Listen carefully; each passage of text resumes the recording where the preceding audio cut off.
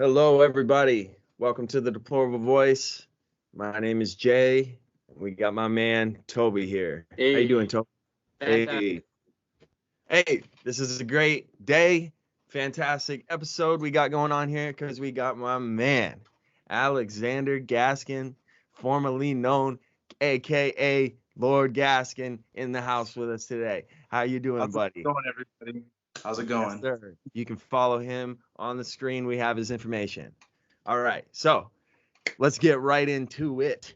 All right. So I got a question for you, Gasket. A lot of people want to talk about things just aren't fair. You know, like this isn't fair, that's not fair. And somehow we want to try to make things fair, right? But it seems like whenever you try to make things fair for one group, you're taking fairness away from like a whole nother group.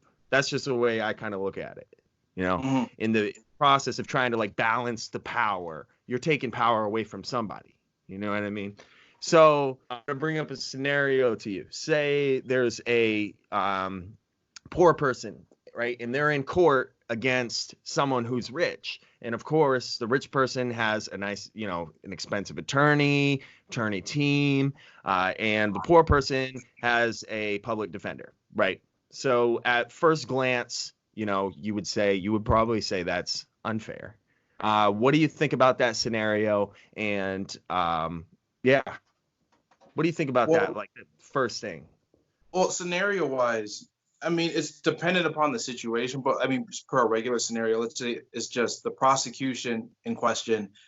Well, I mean, the prosecution can go either which way because let's say the prosecution for some reason is the poor person, right?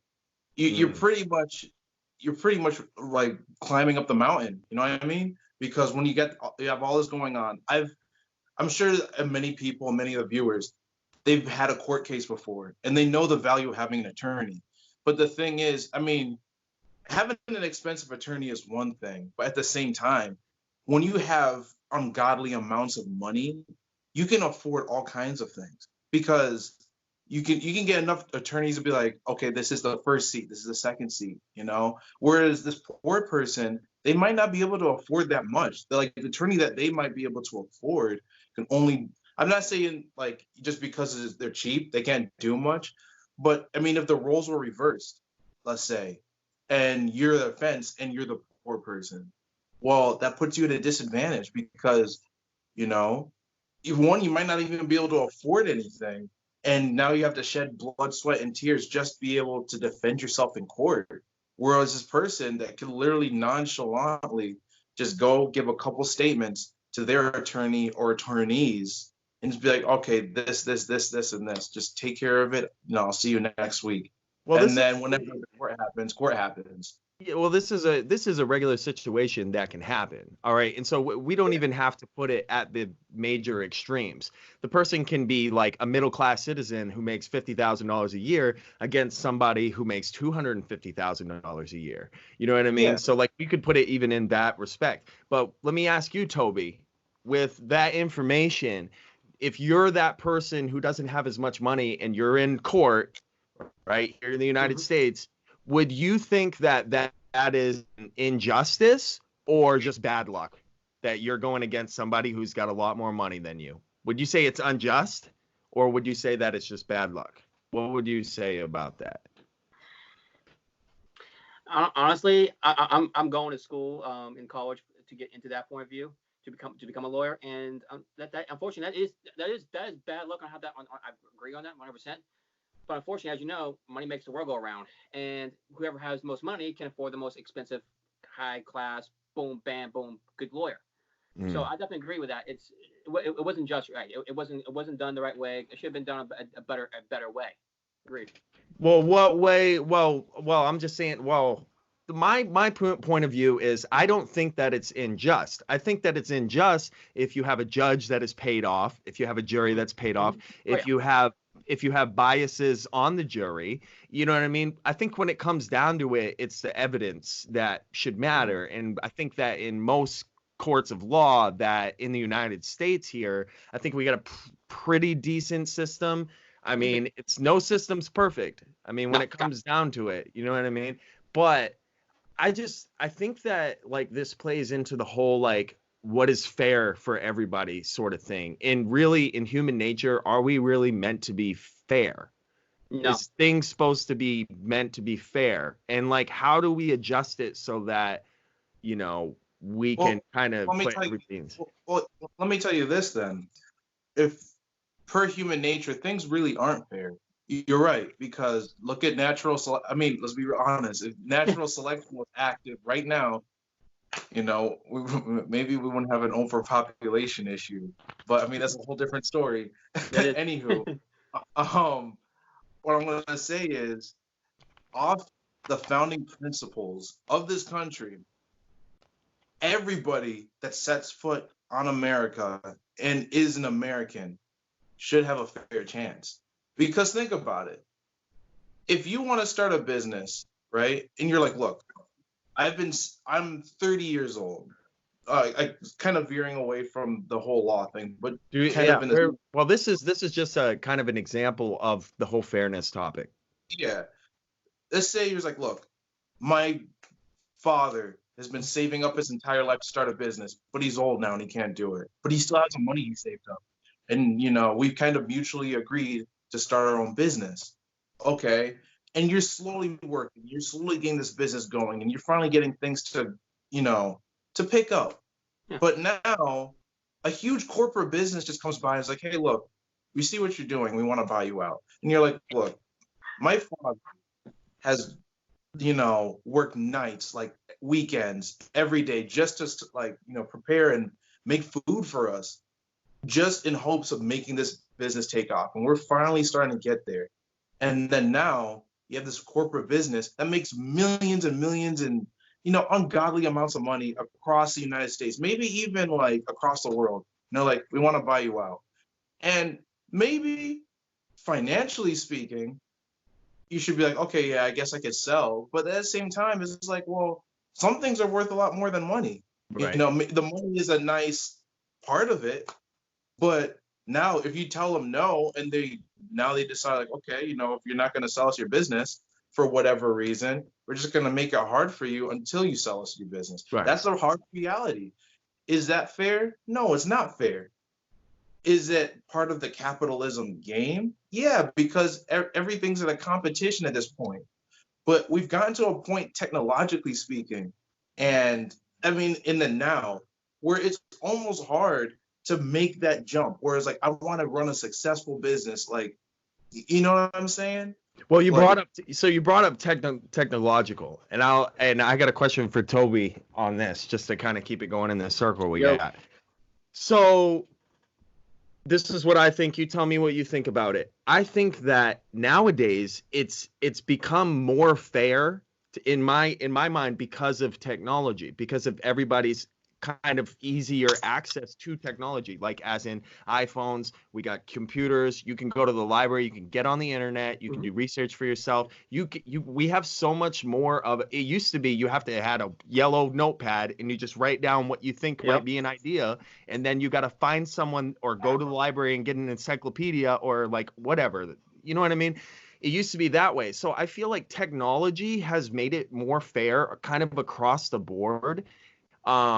Obviously the people who are already kind of successful and like are very talented, I think talent is a big part of it too. The people who are already talented, you add technology to that and now they're super talented. You know what I mean? But you've also brought up kind of the lower kind of class, or like, the not so intelligent people. Let's just say it up. There are not so intelligent people that are more capable because of the internet and all that. Anyway, that's a big kind of segue into you, Toby. But do you think that fairness can be achieved through technology? Do you think it's more of a chance of actual kind of fairness? You'll never have perfect fairness, but you think that it can be achieved kind of like what we've seen over the last 30 years with the technology boom? Or do you think fairness will be achieved by trying to change people's human nature? As in, like, we need to, you know what I mean? We all have to be on this kind of even scale, and it's not fair for you to be successful if someone else is doing bad. Do you think what do you think is like kind of like the thing that will drive, fairness in the best way without like alienating a whole group of people? I know that's a big question, Hey, it's okay. that brings up some good topics right there. I would say fairness is by definition is when both people must be at the even kill. That's by definition. But I definitely I don't see that that's fair or that it's good right for the people who are successful to have to be penalized and to people who aren't the successful parts. I agree that they should that the higher people should not bulldoze our people down. Agreed, of course. That's just disrespectful and unkind and not respectful. You're supposed to be respectful of your fellow Americans and whatnot. But technology wise, it definitely brings an edge up because if you have like IT people, if you have all these engineers to help back up the back end of the slide, I would say it's definitely very.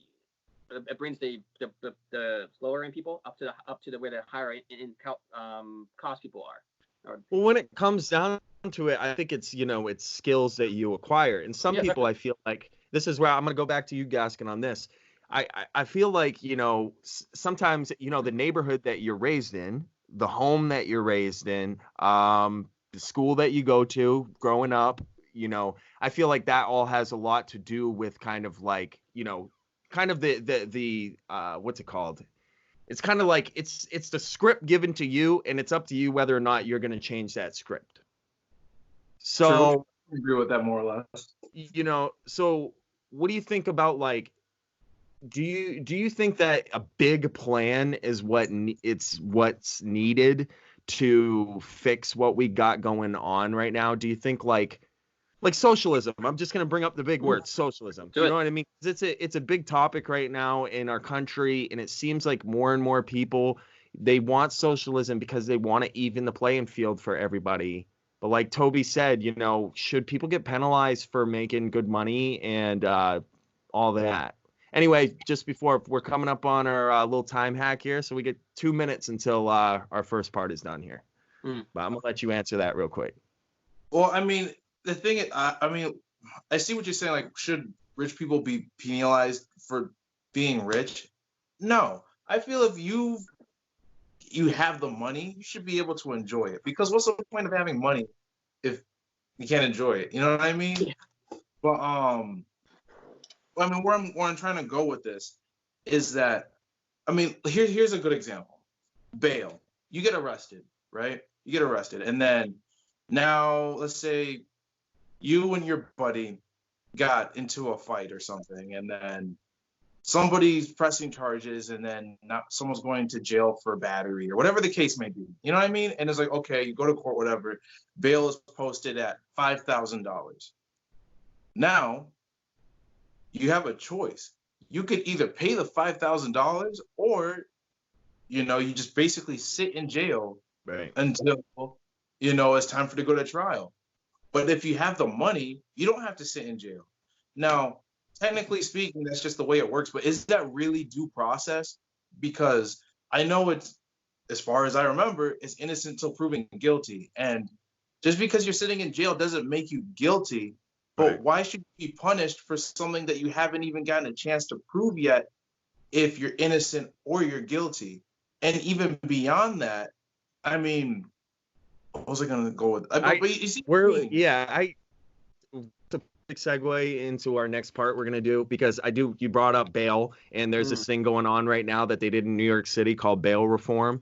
And basically it's any non-violent crimes, there's no bail like required. So like they don't have to go to jail or anything or wait. And the problem is that it's not really working the way that they thought it would be. But we're going to end this segment, get into the next part. So hope you guys join us for the next part here. Take it easy.